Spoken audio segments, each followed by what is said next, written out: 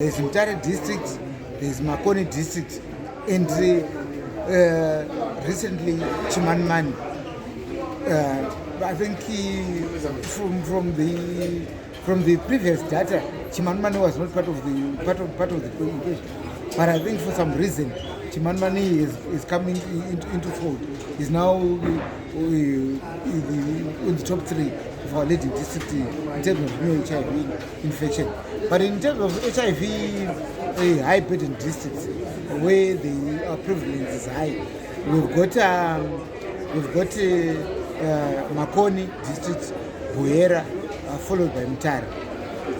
Okay, and what could be the reason that Chimanimani has joined Mutare and Makoni?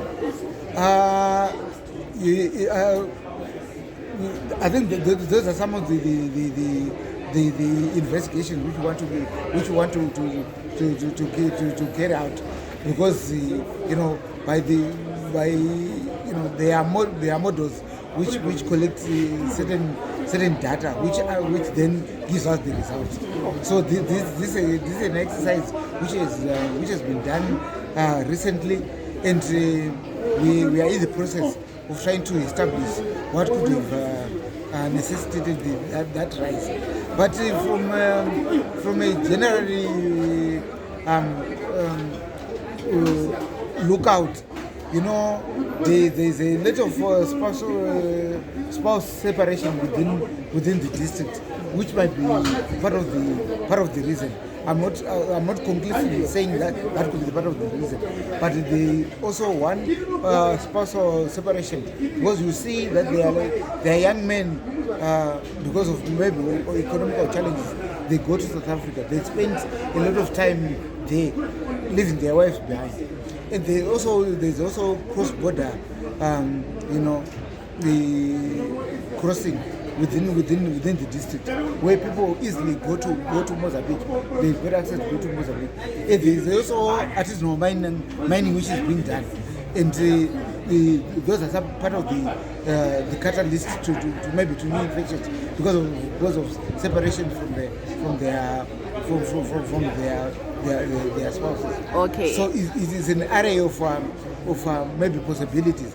And you also understand that Chimanimani, they also have estates. They also have plantations. So you see, what we've also done as part of our initiatives is to target these plantations with a wellness program that also try to ensure that people are tested and the HIV services are provided within their setup, because we've got community volunteers that are running programs within the estates. I think with those kind of initiatives, you see that the majority of those people, even farms, they were left behind because they were not part of a community. They were kind of a close community. So we are taking the initiative to access those probably close communities to ensure that HIV services are provided, to ensure that everyone get access to HIV services within those spaces. Okay, and also what could be the reason for Makoni and Mutare being up there? Yeah, I think if you look at also Makoni, it has got the kind of characteristics with almost Chimanimani. You see that Makoni is mostly farming areas, and you see the tobacco, tobacco farming areas, and also those areas where there are auctions for the tobacco. You see there is a lot of hive of activity during those periods. And there's a lot of interaction with those communities, with other people coming from elsewhere. Because if you look at our sex, if you look at sex work, when there's economic activity, they congregate, because that's why they say there's also their potential clients. And so in that space, there's a lot of interaction within the local community and the outsiders. So those could be part of the the initiatives, why there are new infections which are increasing. And also you will see that with the invent of the Beira port, you see there's an influx of haulage trucks. And if you look along the highway, there are a lot of you see a lot of these parking space for haulage truck drivers,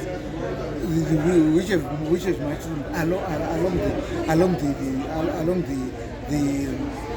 along the route to Beira.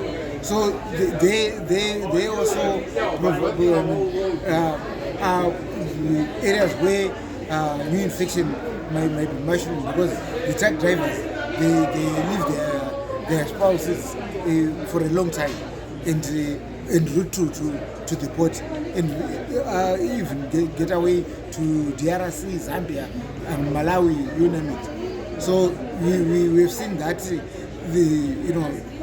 along this corridor there are hotspots where even STIs, you see that there are STI cases being reported along those hotspots. But also as National Health Council, and together with the ministry and other local partners, we've taken the initiative to ensure that commodities are made available, so that people, when they are interacting, they have because we can't stop people from having sex, but we would want people to have safe sex, so that they protect themselves and protect their families.